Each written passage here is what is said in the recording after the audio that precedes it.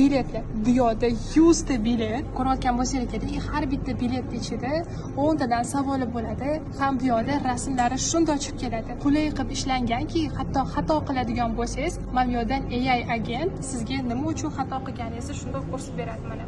AI AI hozir nima uchun xato qilgansiz, qanaqa qilib uni to'g'rilasa bo'ladi, prям hamma narsasini to'liq yoritib beradi.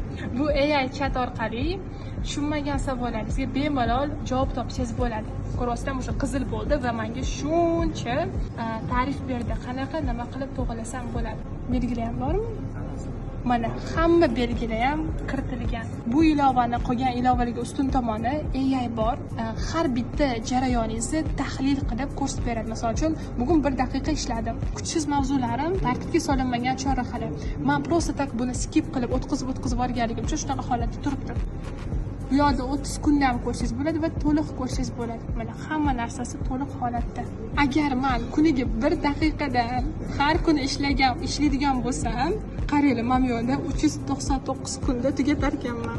Ya'ni necha kunda tugatishingiz ham hamma narsasini chiqazib ko'rsatib beradi. O'zingizni bemalol analiz qilsangiz bo'ladi.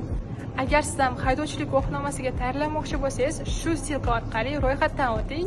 Juda foydali app va narxini kirib ko'rsangiz aniq shokda qolasiz.